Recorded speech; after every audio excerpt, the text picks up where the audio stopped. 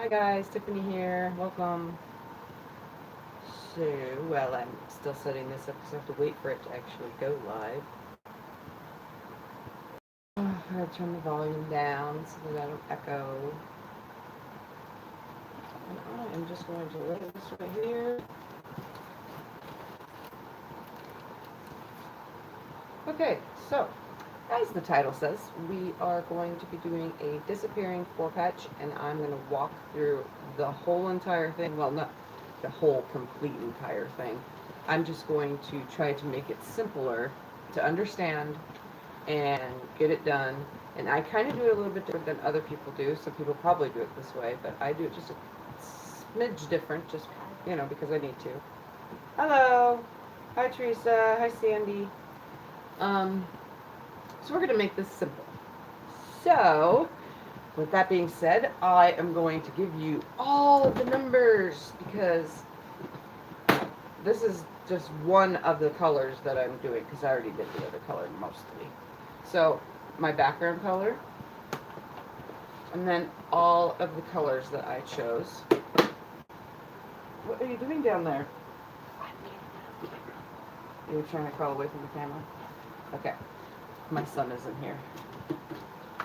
So, I have cut mine from fat quarters. So, you can make this as big as you want, as small as you want, but I chose to go big. So I'm going to tell you the numbers for something big. So I chose fat quarters, and you can, from one fat quarter you can cut 12 5-inch squares. So I cut 20 fat quarters up. So that would give me, let's see, where was my number for that? 240 5-inch squares. 23 yards. It's going to be approximately 82 by 98 when I'm finished. And I used 3 yards of background color, which I split into 2 colors. I used black, so 1.5 yards of black, 5-inch squares, and I needed 120 of those. And the green color, which is this one, and I needed 120 of those. And this is an already made one because it's the color I was working on, but I need to. So I stuck with that project aside, and it's part of the tips and tricks on, speeding up the process. So yeah, on 1.5 yards, that's 30 cuts from, so it's 15 cuts from each color fabric. Let's see, any other numbers you need to know? The total squares, there's 480 total squares that I'm working with. Now, if you were going to use charm squares or a layer cake, charm squares, you would need 6 charm packs because it's a little bit over 5 charm packs for this. And then obviously the 2.25 yards of fabric, if you're just doing one color and the simple charm pack, but 3 yards is what I use for both. If you're using a layer cake, that's 1.5 layer cakes cut, so yeah, that's how I'm doing mine. I'm making 120 blocks here. So let's get started. Yeah, it's going to be a large one. So this is what I do. This is a tip here. If you're trying to organize color and you're new to quilting and you want to understand your color placement and how you want to work things. So what I do is I keep my dark ones separate. What I do is I take my focus colors. So the colors, like in this example, I have 2 background pieces and then I took 2 of my focus colors. So you want to know where you're going to be placing those in your 4-patch. So I separated it into 5 different color groups, and I keep it right in front of me, like so. And then I take 5 other colors, because there's 10 different colorways here, and I separate it like this. Now you don't have to do this. This is just if you're trying to OCD how you want things to end up and make sure that they end up where you want them. Now my goal is to take one of the colors of the darker prints. I call these the darker prints, and I'm calling these the lighter prints, although they're not very light. Hi, Tracy. What I do is I want to make sure I have one with this, one of this, one of this one with this one of this one with this one, and I take one of each pile with the start, and then one of each pile with the next one. I would take the next color and grab one from each pile, and then the next one from each pile. I do not mix these two, and I do not mix these two colors, if that makes any sense. So I'm making sure I grab of each. That way they it's spread out, but I'm keeping it in front of me. And then to speed this process up, I'll just do a couple for now to show you. We chain piece. That is the second part of making a disappearing 4-patch with 120 blocks. Is I start chain piecing.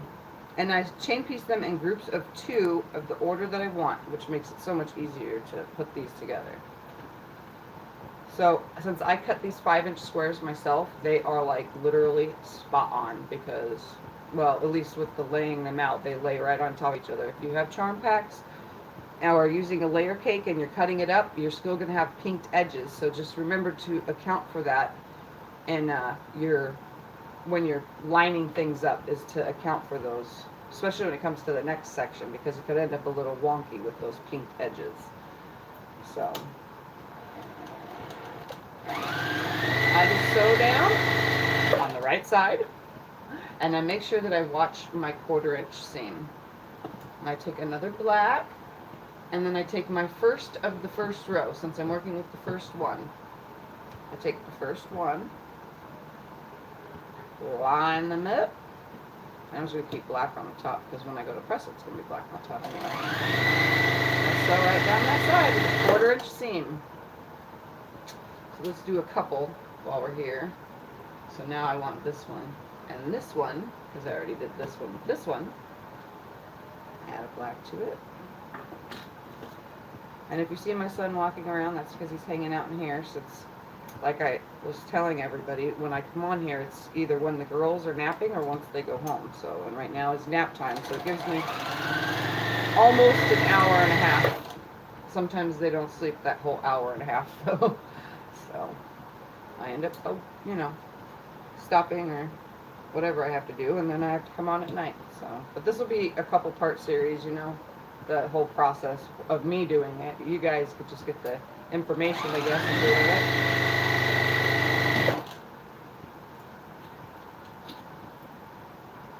All right, let me hook one more. This is chain piecing, so they're all hooked together in one row. So now I'm on this one with this one. Oops, and this one. Those with each of them get a background color, which is the black for me, at least with these blocks.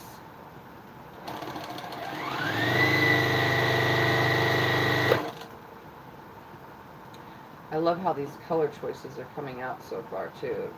Definitely pops both ways. And you'll see when I lay it out and go to put it together. Ooh, and I ran out of bobbin. Usually I have a full bobbin right when I start these videos. So I'm gonna check. Go figure. And you can see my bobbin change while I'm at it, and I got one more left, so obviously I can't do this all day. Got to start rolling more. Oh my goodness, are you serious? What's it? No, it just fell out, so I wasn't holding it tight enough. I just had a breathing treatment, so I'm like, I'm pretty sure everybody knows what that is. It's that little machine that you blow an albuterol medicine through, and it makes me super duper shaky, like, not just shaky on the outside, but literally shaky on the inside. And I know I'm not the only one that happens to. I'm just going to clip this extra piece off right here. And come to the beginning real quick, about right there. Sew down that side. Yay! Okay. I might as well just do the whole colorway, because, or else I'm going to forget where I'm at. And I don't want to forget where I'm at.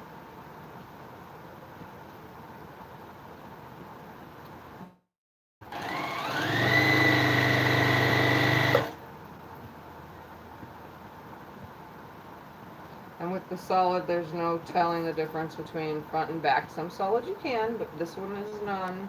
But just make sure that if you're using 2 different kind of prints, that you're putting them right sides together. If not, you're going to have a bazillion problem over and over again. You're going to mess up 120 times if you keep doing that. Because there's 120 of these suckers.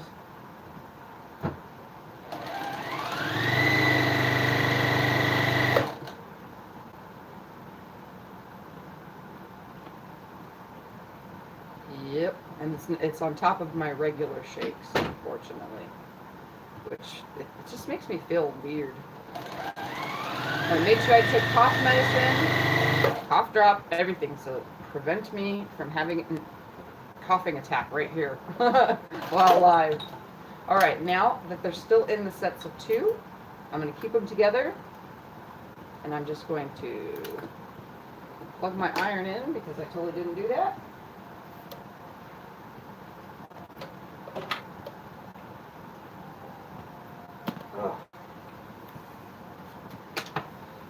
And obviously, you know me, I struggle with Mr. Squeaky because the fan is on, but I have to have it on or else I just get so hot under these lights being right directly in front of me so that you guys can see what I'm doing.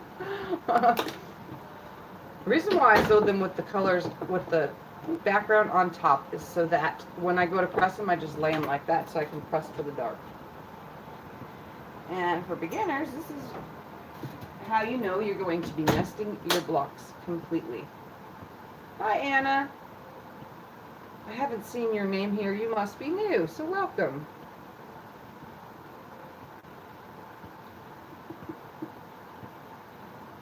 How is everybody doing today?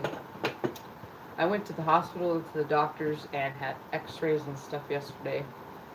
So today I'm just following the whole medicine regimen so that I can keep from having this pneumonia, is what it is, cough that's horribly killing me, and then I still have the whole snot problem raining down the back of my throat, which is quite annoying. But I will live like always. So I'm going to just keep that seam up and roll it back. Trying to keep it without pressing, pulling. Well, I'm trying not to pull or tug. But I have to squeak a little because I like my squeaky steam. So don't mind my squeak. I keep neglecting to call the shark company. I was going to look them up online. Then I was like, well, the girls are down. I might as well go online and get this done. So I had to make sure I come on and say hi. Well, good. Yes, I love Miss Rodriguez. She is here usually all the time. I haven't seen her name pop up yet, but I can never say her name, so that's the only reason why she's called Miss Rodriguez, because I don't want to get her name wrong. But I try to do live videos on everything right now until I can get used to using cameras and editing program, which I'm still not great with, but I will get it down. So I'm just heating this up so that it relaxes the fabric and the thread, kind of just putting it back the way it was before you sewed it. Because sometimes when you sew a seam, yes, my reaching abilities are in an awkward position here. Sometimes when you sew a seam, you may not realize it's happening, but it's happening.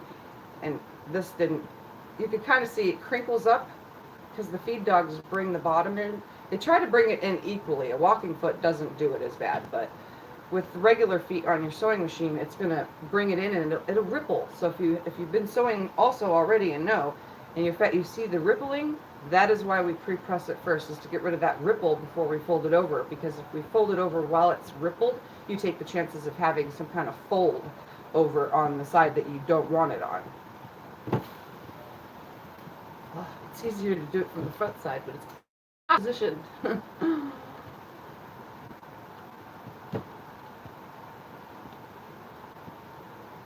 Yes, I need more subscribers. I'm at like 68 or 69, which is okay. Doesn't matter how many. I just want people to be able to learn. But the thing is when I get to 100, my husband is taking me to dinner of my choice. So I'm definitely choosing the steakhouse, because that is a very rare thing for us to do. So when I get to 100 subscribers, Thanks to all you guys for subscribing. When I get to 100, I get to go out to eat. How fun.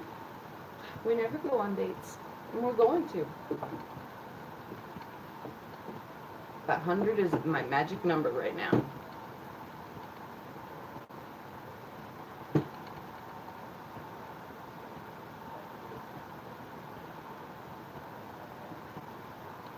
Oh, yeah, you saw my blue stick ruler video that I made a long time ago. And you know what? I still use that to this day, just not on my average cutting.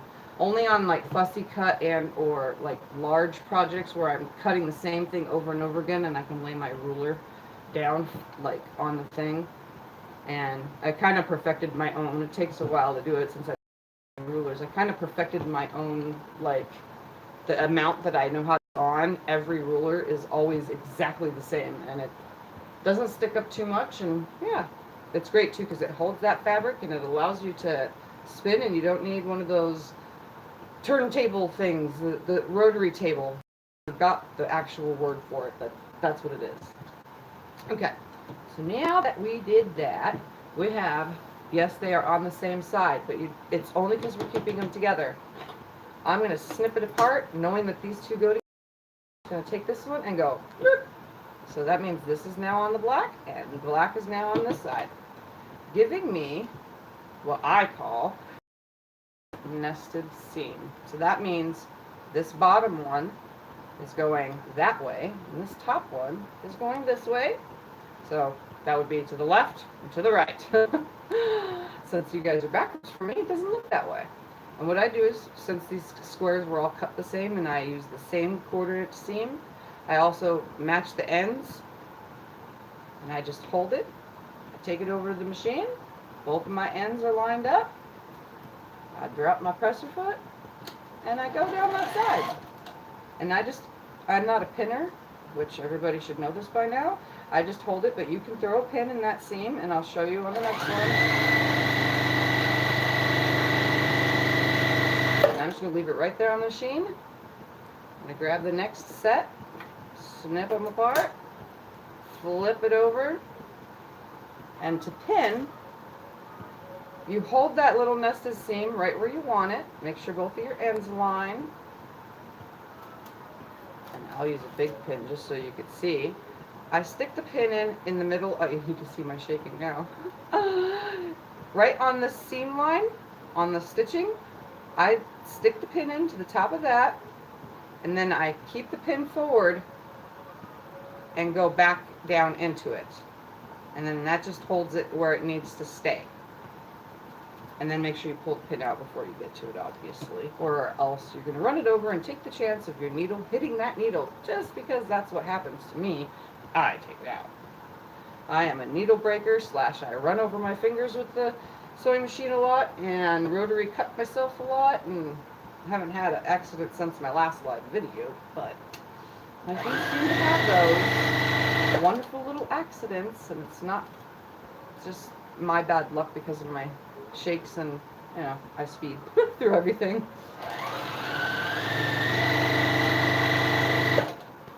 Alright, grabbing the next one. They're still together, but they're the wrong way. It's okay, because all we're doing, oops, these snips are picky. These little snips I have a ton of them because I love them. But sometimes they only work a certain way, so I can flip it, and it works that way or that way. I just never remember which way because I should have marked the side that it works better. Alright, right sides together. What we are creating here is just a simple, everyday 4-patch that we're just going to chop right up.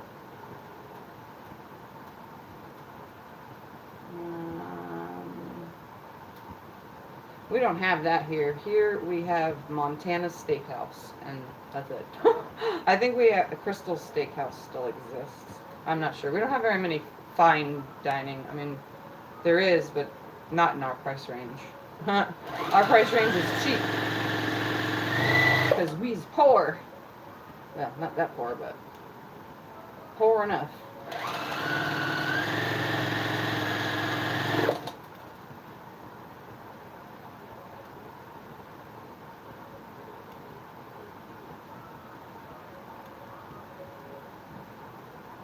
Bye, Tracy. Nah, I don't use a glove when I cut. If I cut myself, I cut myself. A lot of times I just like barely nick myself like it when I usually have my the overlay on my nails. I'll chop the nail off. Like I'll get that close. Or I'll gouge myself on the side of my hand because I cut backwards, you know? And I use my left and my right hand. So again, just filling those seams. And after this last one, we'll press all these and I'll get to the next part by moving this stuff out of the way. Just so I can show you how it works. I'm just keeping them together. All my squares line up perfectly because I cut them all myself the same exact way.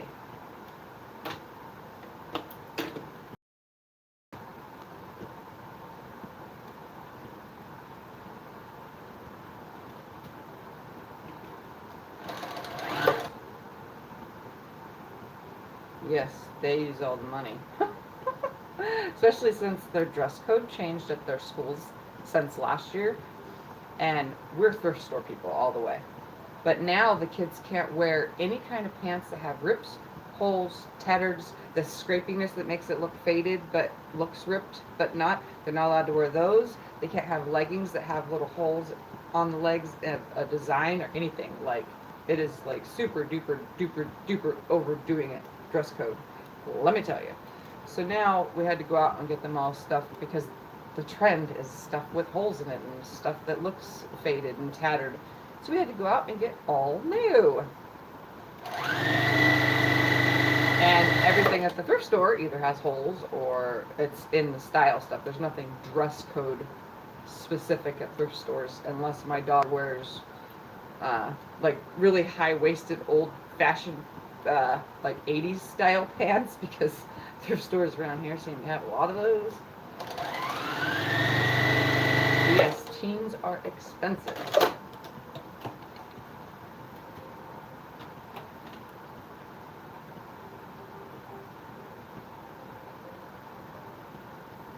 Yep, the stretch jeans is what's in, but unfortunately it's not what's in mine for the dress code here in town. So dumb though, so dumb.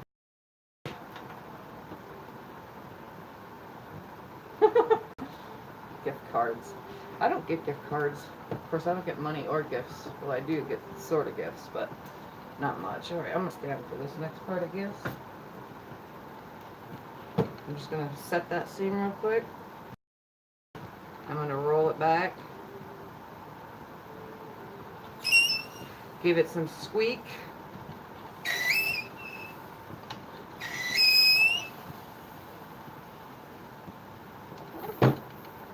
Lay it to the side, because I'm going to stack all the rest of this all back up for a second so I can show you guys these first. I like steam. I don't care what anybody says. The dry iron thing, I think it's just my irons that I buy because I buy cheap irons. This was my last year's Christmas gift and it's ruined already. When I just press it down, it doesn't actually stay laying. When I add steam, it's like it's heating it up, especially against this flat board type ironing pressing surface, you know. But I want to hold this up so you can see that nested seam. Like it's literally a straight line now. If anything, they could lay on top of each other, you know. That's how close it. That's what you want for the next part of this project, is that nest right there, where each seam is. So just remember that. That's what you want, is to get that seam as close as possible when it comes to your nesting. And if it's not, you could take it out and fix it if you need to, or you could just leave it and hope that your next part of this comes out okay. Which I have done it the messy way. I should have brought in my disappearing 4-patch, the one that I still have here, so that you guys would be able to see it. It's very beginner, because I did it when I was a beginner. That's why it's still here. It's one of my beginning projects.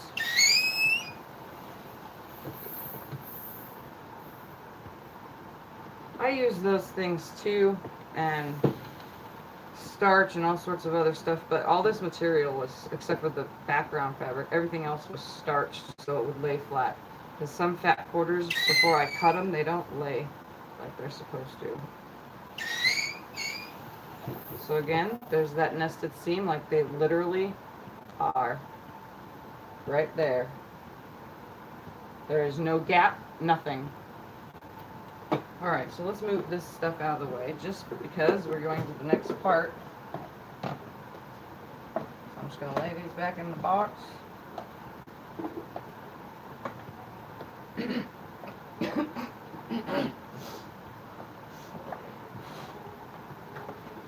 Alright.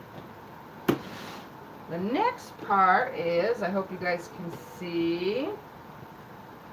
I wish my son wouldn't have left the room. Cyrus.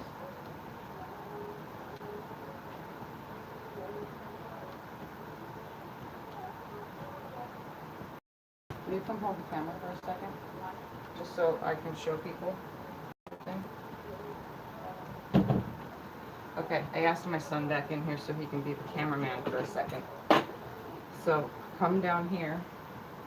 Let's see.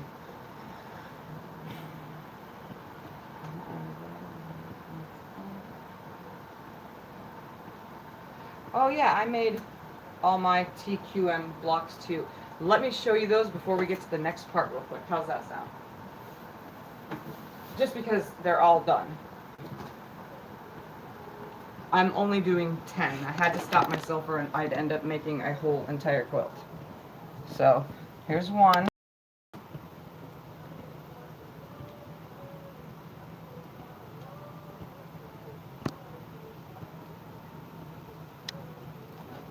There's number 2.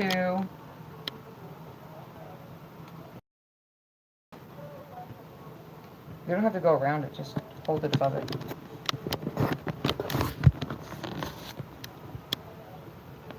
Number 3, little rail fence.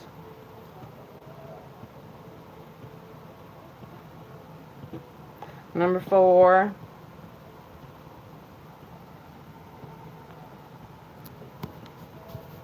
Number 5. This one got kind of wonky. Don't know how it happened, but hey, I was just kind of building as I went. Then the ones that you guys saw me make, this is one of them. And then another one. Now I'm going to tell you, all these end pieces right here, while I'm right here, see how those seams are?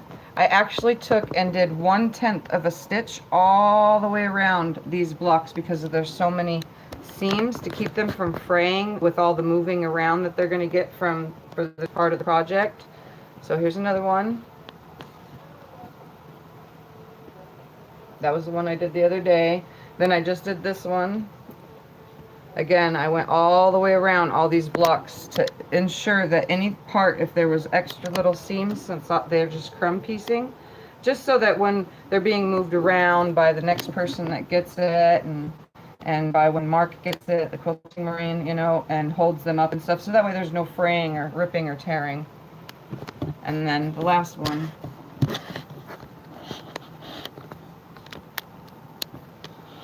Alright. So yep, that's it. You can now hold the camera up, please. Again? Yep. I just put it. Oh no. Yeah, well, I need you to record this next part. Alright, let's get to this now. Yeah. So first of all, See, you look, need a... You can see it. Okay. I'm going to the bathroom quick. I'm going to back it up just a little. Let's see. How's that?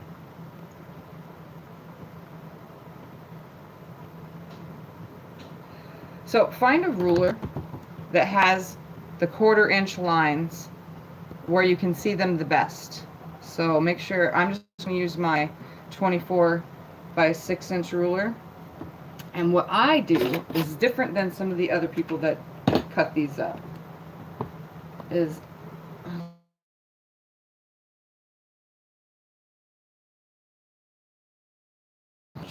so I line that 1 1/4 inch line. I hate using black with black, but as long as that line comes out at the tip right here and right here, I use my 1 1/4 inch line on the seam line. So this line right here And this line right here, these are our seam lines. So when I say seam line, that's what we're cutting on. So 1 1/4, I will cut. And I will make my first cut. And I'm just going to leave it right there. It kind of shifted in my moving, but then I'm going to take and come to the opposite side of my ruler to, if this doesn't have a 1/2 inch on the end of it, so which it makes it easy. So I find 1 inch and then the 1/4 inch, and I lay that 1/4 inch line on the seam so that I can cut on the opposite side. That way you're not moving all around and so on. And you can do this right or left-handed, since I can cut both right and left-handed. Right there. Don't move, don't move. Right there. There. Then I do it this way. So I find my 1 1/4 inch line. So it's the first line after your 1 inch. And I lay it right there.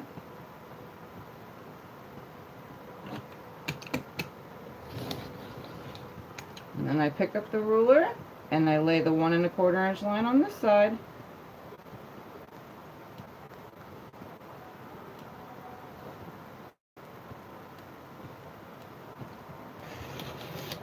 Alright, here's the fun part.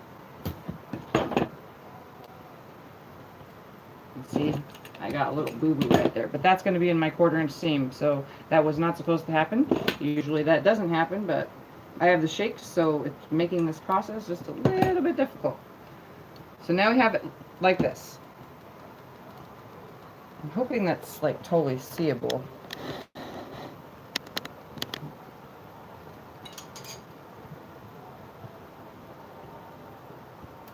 See the difference.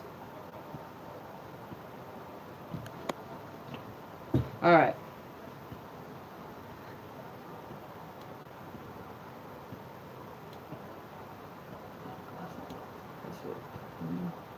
First person that I've ever explained. I try to do my best to make sure that everybody understands the step by step. That's why I like being a teacher, because I have that ability to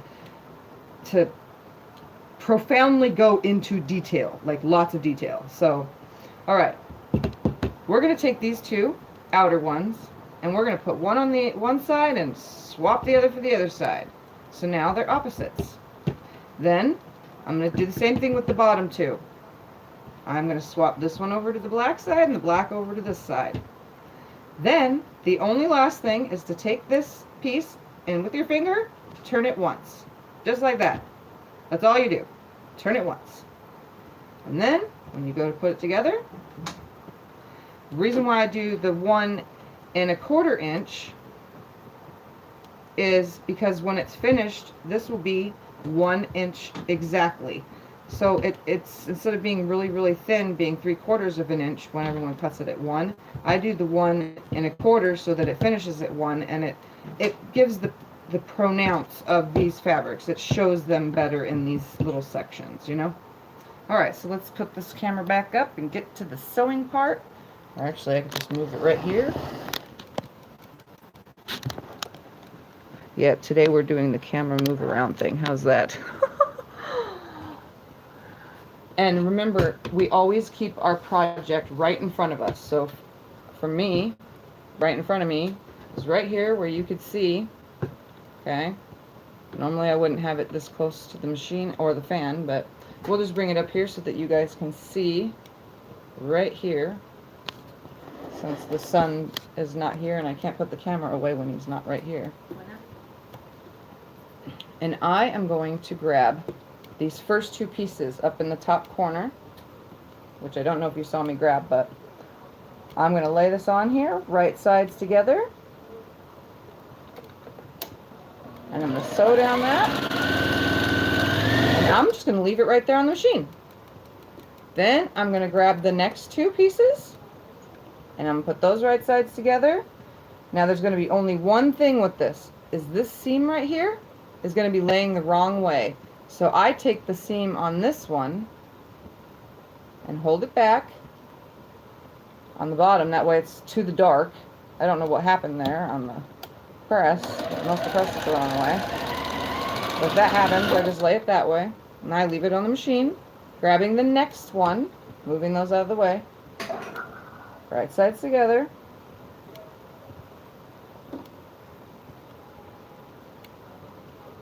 Sew that 1/4 inch seam.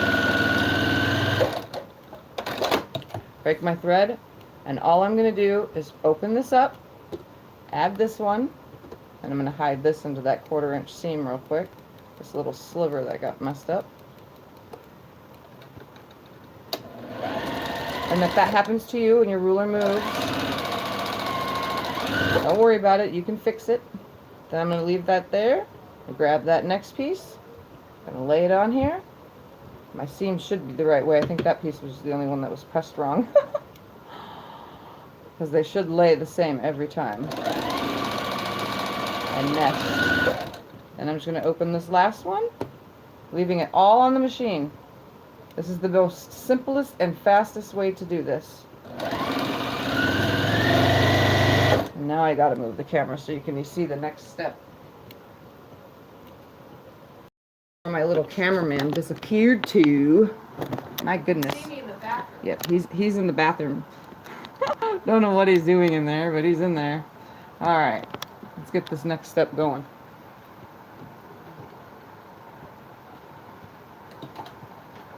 Alright, now your pieces are all still together, so you haven't lost them. What I do is I lay it up here, and that one I want pressed to the dark, and this one I want pressed to the dark. That middle one is already pressed, nice and flat, so I just lay them on here. Then this one I want to press inward. I'm going to grab that, press it inward, because we want these seams to nest. And I'm going to grab this one, and I'm going to take that seam and push it underneath. That's the way I want it to lay. I hope these stay flat. Pushing it down and back. And then I got to fix this whole seam because it wasn't dark. I could have swore I pressed it to the dark. And again, these last ones on the top are going to get pressed out. Lay it to where it presses out. It's going to naturally want to lay that way. And I just go over them all real quick, and they're still together. So, makes this so much easier. Now you haven't lost anything. Then I just take this one, roll it over, and since I pressed those seams out on the top and in on the second one, which keeps everything to the dark, whether if you're using light colors or not, I nest those seams. There's 3 seams to nest on there, and if you need to. Again, I've showed you how to pin. You just put the pin in, come down, and then, oops, make sure you grab all the layers of fabric, and then come back up again. I wouldn't suggest using a big, huge pin when trying to nest seams, but you can take and put the smaller pins in. Just go down through it. The shakes are not helping me. Usually it goes away in about half an hour to 45 minutes, so we'll see. And I just nested all 3 of those seams together.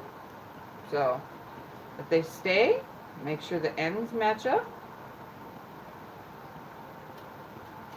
Lay it under here and start going. But I don't want these pins here because I like to hold it. So but that's how you would pin it.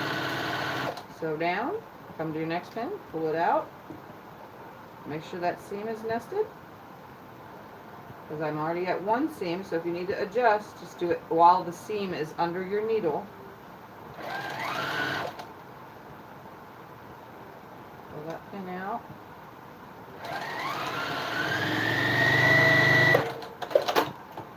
Flip it around, open it up. Grab that next piece because it's still attached. You can't get anything out of order here. And lay it, nest that seam. Lay them on top of each other, right sides together.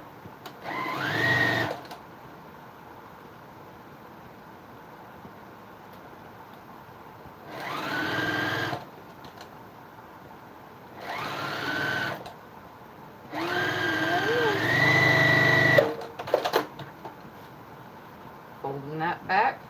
I'm kind of just going to use my fingers to open it up so that it lays flat. It's probably going to want to are going to want to go out. It's just the way it naturally wants to lay. I'm just going to go over it from the top. Give it some steam. Run my iron both ways in the fabric. These pieces are so small, there's not going to really be too much stretching and pulling. Don't mind that iron, obviously. Mr. Squeaky just wants to make some noise. Okay. Then I check the back, and I like to make sure all my seams are laying really nice and flat. And if it folds like this, it's okay. You can either snip it right to that seam, or you can just leave it because it's laying flat still. So, we're ready for that? There we have it. All those seams perfectly nested up and everything. And then I'll come to the comments while this sits right here and see what we got being said. Yes, I have this ability to explain things. I don't know.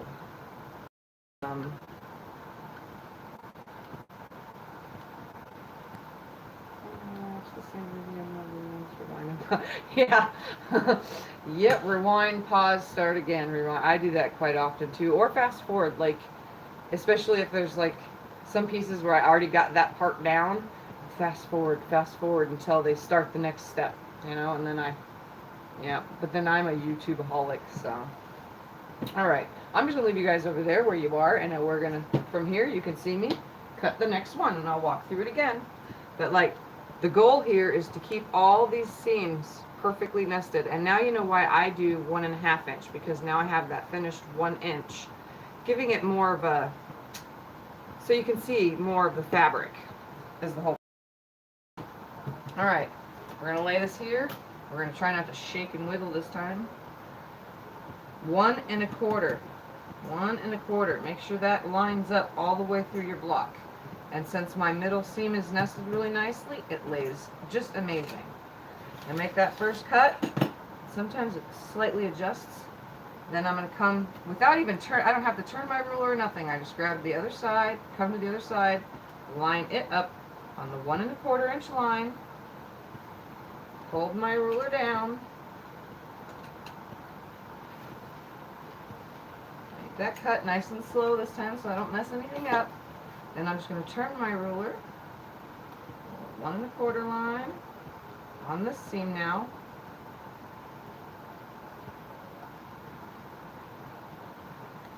Come in, make the cut, take that ruler and just come the other way, 1 1/4.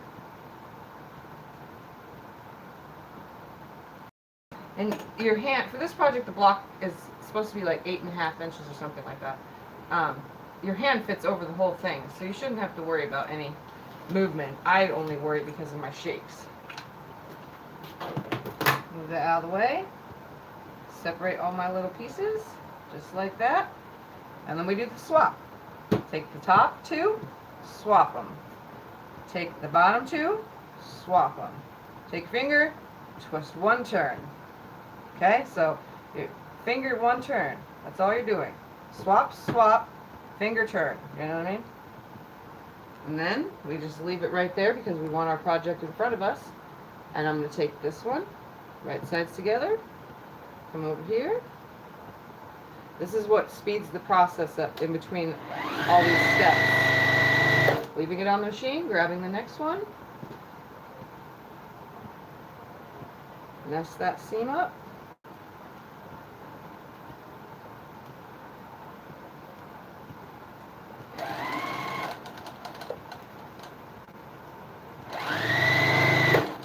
Grab that next one. This one doesn't have a seam to nest until you get to the next part, so you don't have to worry about just the center one does when you're putting the rows together. All I'm doing is just opening it up, grabbing that next piece, right sides together. Coming down, open that next one up. Grab that piece, make sure it's still oriented. If you picked it up this way, just flip it upside down on your way to the machine. Lay it on here. It should nest right up. It's such a little piece, but could you imagine if it was even smaller? I like keeping it just a little bit bigger. Grabbing that next piece.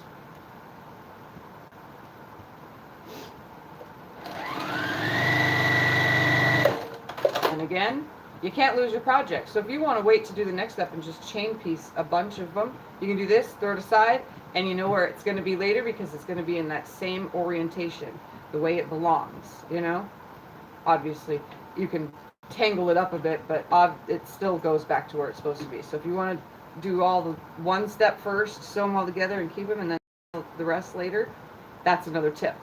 That's what I do, actually. I just chain cut them, and then I stack all their pieces aside and put the rows together, and then I stack them all, and it goes so much faster. So again, we're just going to take this top one, right sides together. We're not pressing in between this stage. I'm going to lay those, nesting those seams up.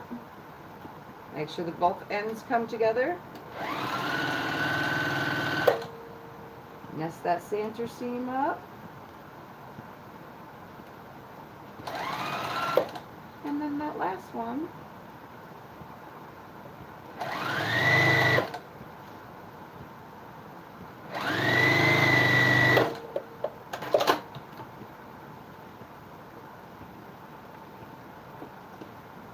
Yeah, 1 1/4, 1 1/4.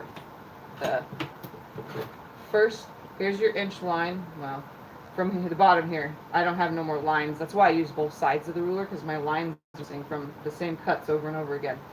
So that first line after your inch, which is 1 1/4 or 1 1/4, yes, that's what you want.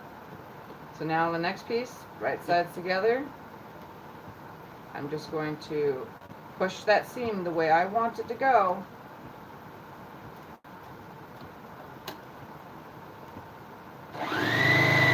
Holding it there, coming to it. The machine holds that next part down so you come to it.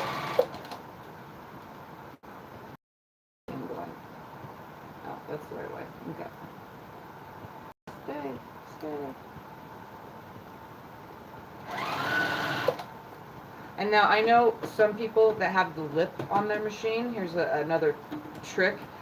If you have a little lip or your presser plate tries to flop the piece that, you know, if you're coming in, one of your pieces is pressed facing up, you know, as it's coming to the machine, and that little lip pulls it and twists it back the other way. Just remember to lift it up a little. Once it passes that little lip, push that seam back the way it needs to go, and then, you know, continue forward. Because I know that happens to me a lot. It hits this little lip between where my my extension table and machine meet up. Don't know why it does that, but it does. It catches it. All right. Here, it naturally wants to lay outwards because the lesser of the seams is this way. And I just let it do its thing underneath. Give it some steam.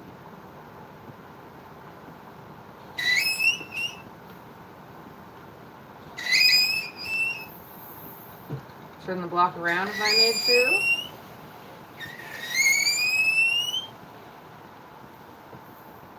And get it from all directions. Check the back. Fix that seam. Don't have to do that, but sometimes I do for the laying flat purpose.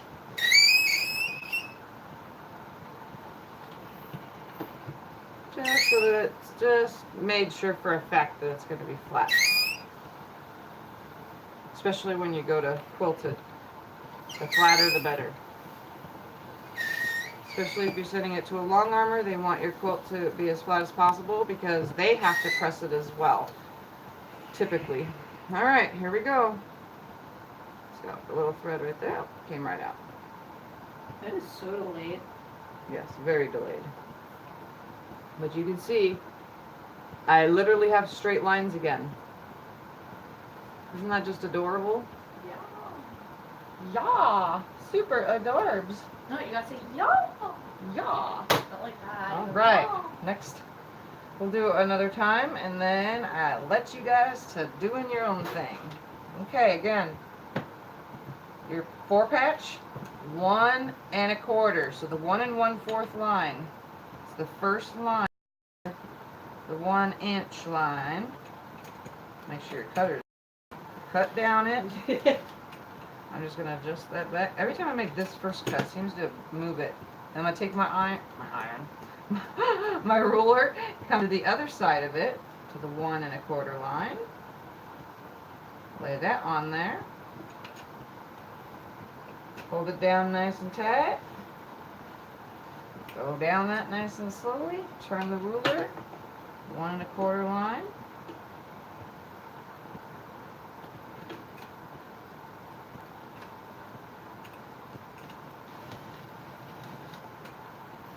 And pick it up, move it down, 1 1/4 line right here.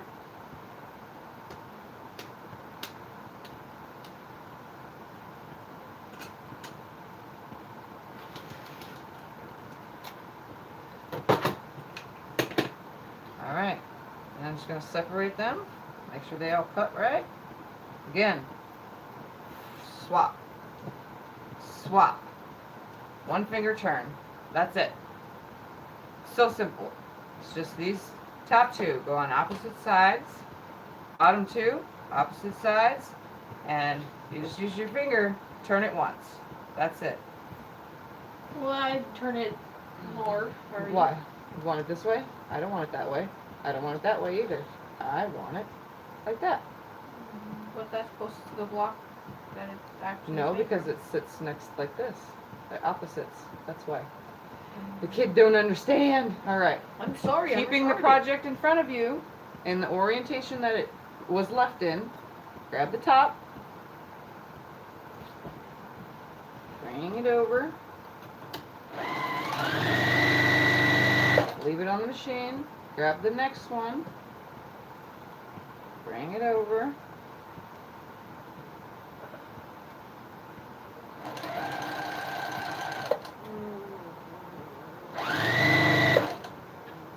Next one. Well, have you checked how good your quality is? Well, I mean, the sound quality is? I have no idea, but you can't even see my face, so can you adjust the camera, please? You can't? Nope. No. Can you just like tip it up just a little? Oh, wow. Open it up. Grab that next one.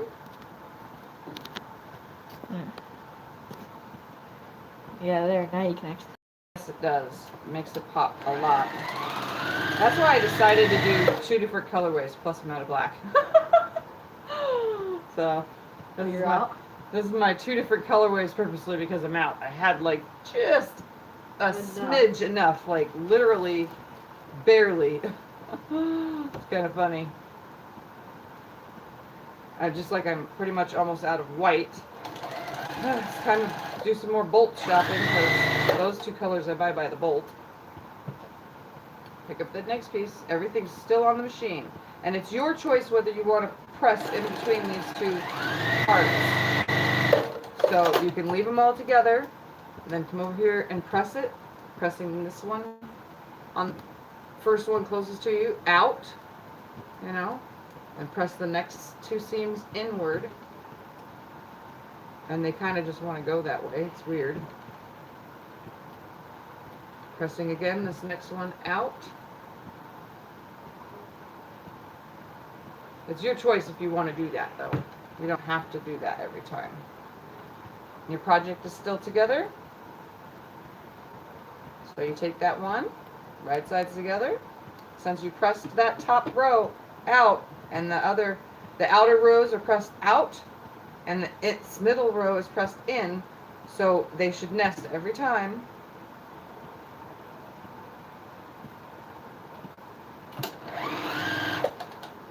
And I just hold them just in case, but they kind of just lay at the machine where they want to be. It's the weirdest thing.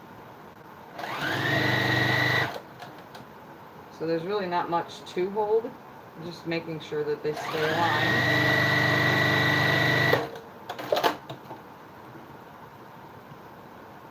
Open that up.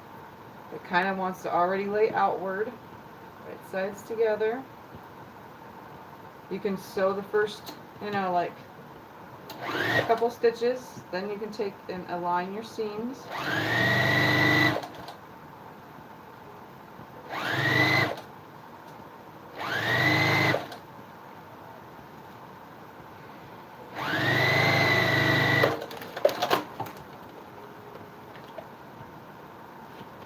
want to lay out. I just kind of give it a little bit with my hand so that it opens it up. That way when I put the iron down, it keeps them open and it doesn't fold them.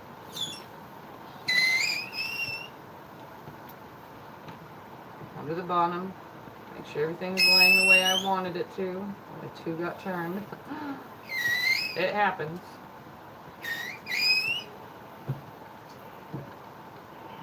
Come back to the top again. One more steam press over the whole thing, back and forth, each direction. And never have it again. How these points, just every time, if you just keep them together, they're always going to line up. The smaller the cut that's right here, if you were to have done 1 inch, the harder it's going to be to keep doing that because there's going to be no play of the fabric. It's just such a small piece. So adding that extra 1/4 inch, doing the 1 1/4, helps it. And plus, when they're laying next to each other, it just seems better when you're nesting all these seams. It has a better look to it when they're like this. I know my fan is not, my fan does not like being on YouTube. How's that? So, see how it just, I don't know, they go together better. And no matter which way you turn the block, they're going to lay opposite. But I obviously am rotating colors and pretend that this is cut. You know what I'm saying? I like the look of the 2 different colors. So every other block is going to be a different color. Which you guys will see because I'm going to still keep going with this process. I'm just going to get off, you know, because of my time frame and get some sewing done. What I had done, and I'll show you real quick, before I started the black color to show you guys, I made this nice big huge stack. And what it is I paired my colors that I want together, the order that I was showing you that I took them in. I paired them all together, sewn them, and laid them here. So these are all waiting to be sewn together. Just a whole big huge pile. I laid them on top of each other in the orientation that they already go in. So I just need to sew them together over and over, chain piecing this whole entire pile, which is how I got to this part. So this is a completed chain piece pile, and I can actually just sit here for another minute real quick and show you this back a step, how I go through this. Remember the stacks I had? When I put them in order and I grabbed one of each, then I sewed them all through, then I put them in pairs that I wanted them in because they were hooked together as 2, cut them, had them all just sitting here. Now they're all sitting right sides together, and I just take the pile, you know, there's a lot of pieces here, I hold that seam, and I just start throwing all these through. This is an easy tip, especially for beginners. You don't get anything mixed around, everything stays together. It stays where you want it. You just grab the next one. All you have to do, and sometimes it seems like it's a meaningless step or something, but in reality, if it's saving you time and allowing you to enjoy doing the process, making a quilt top, and like just the fun in it, it may be repetitive and stuff, but it's also saving you.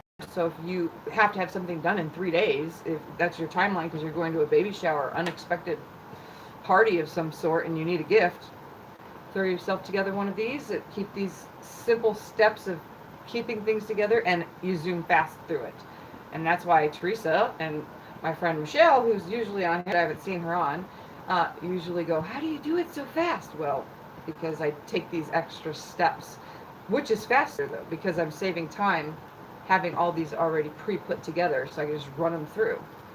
So that is definitely a tip I would give to beginners, because when I first started, if I didn't do things the way I do, having my little OCD problem, I mean, I learned so much doing it this way, and videos, and I didn't learn all my OCD problems from people, but on online videos, but I definitely developed my own way. And if I was to take a stopwatch to my way compared to other people's ways, I'm pretty sure mine's faster.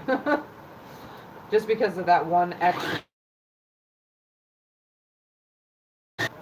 But yeah, I just chain pieced all these things just like this. Making big stacks, keeping them lined up together.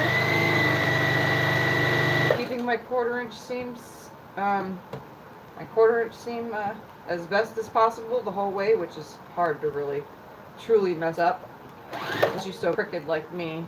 That's why I have my little stopper gadget that keeps me sewing straight every time. I just keep them nice and lined.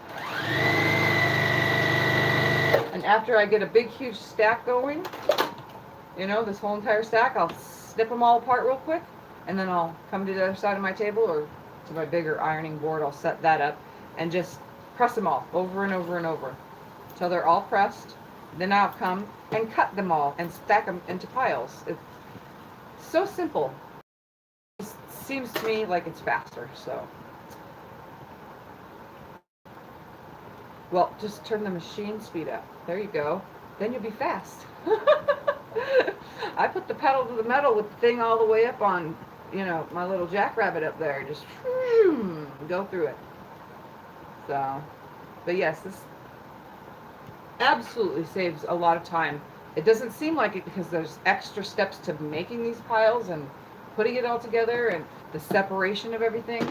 I mean, and plus having charm squares and layer cakes and stuff does kind of simplify the process just a little bit more, especially the charm pack because they're already cut in 5-inch squares. But when it comes to doing charm packs for these kind of projects, to prevent wonkiness, buy charm squares that don't have pinked edges, because that way you're more than likely guaranteed to have your 5 by 5-inch square more accurate than that pinked edge.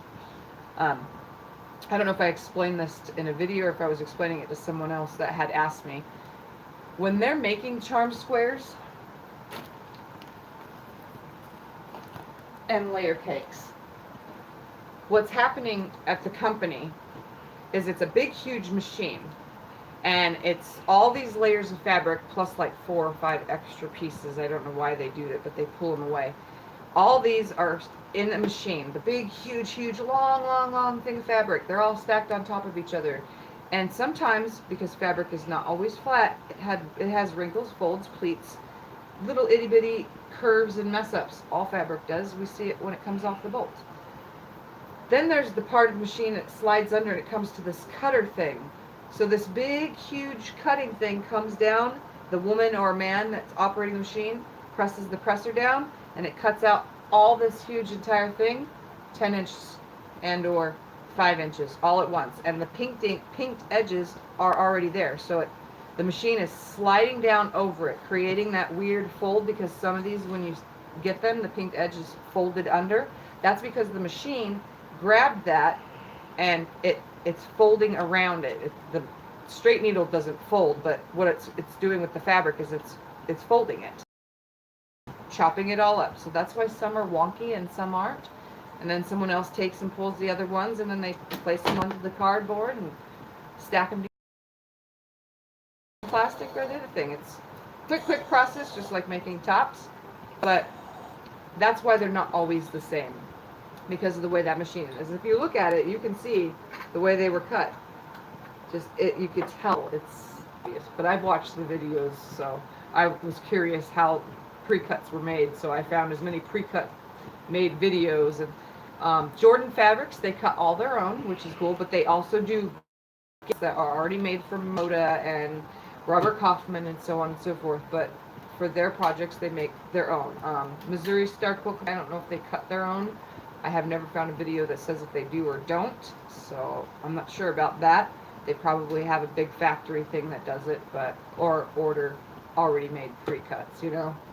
So yeah, that's why we find these offset. So when you're doing pinked edges with projects like this that give you that small seam, these pre-cuts a lot of times end up wonky in there because you're turning pieces, adding your wonky turned piece to it. So then the outside edge don't lay out. And I forgot to measure just to make sure to tell you how big this block comes out. It's 8 1/4 inch square. So an 8 1/4 inch square, I'm not going to trim them down because they're all going to come out 8 1/4 inches. Well, 1 or 2 might be off by a smidge, but I always fudge those together. So, yeah. Well, there it went. I hope you guys enjoyed today's video. Let's see what the comments say real quick before I get out of here. Yes, thumbs up and subscribe for new people, because right now it's all live videos mostly, but you know, sooner or later I will have more regular videos. My camera is not here yet. Yes. Yeah, I kind of figured they didn't cut their own from Missouri Star. I know that Jordan Fabrics does, though, because I've watched Donna's husband do it, because he has a couple videos that show how he does it and how they choose the prints that are going to be made into pre-cuts. So. Holy moly. Alrighty. Well, actually, little quilt shops, if you ask and you pay the money, extra money for it, they will cut you a pre-cut. They'll go and choose, you know, you could choose all the fabrics and they'll make you a roll. They won't roll it up, but they'll make you a bundle of the fabrics that you want together, and they'll pre-cut it for you. That's the only other thing I know that is done. An hour and 10 minutes. How many minutes? You have 4 more minutes till it hits an hour and 10 minutes. Oh. So if anybody has any questions or comments, leave them down below, and I always answer back. Whether it's just a little laugh out loud or a smiley face, I always answer back. And I always if you want answer cheap questions. fabric, go to my mom. She has a lot of fabric. I'm not selling my fabric. You should. Selling quilts. You should start to just at least try to get money at least. No, that's not how I'm going to try to get money. I'm going to try to sell them instead, like I have already done. This boy just rambles on. So, what was I going to say? Follow me. All of my links down below. You can email me, which that one I don't know how to make a link for yet. It's just my email. You can find me there if you want to email me directly. My Instagram, Facebook, and Etsy shop are all down below. You can click on them and find me there and follow me on all of those. And yeah, like and subscribe, and thank you for following along for the disappearing floor patch, and thank you for coming and joining me. I'm Tiffany, and this is my quilting life. Bye.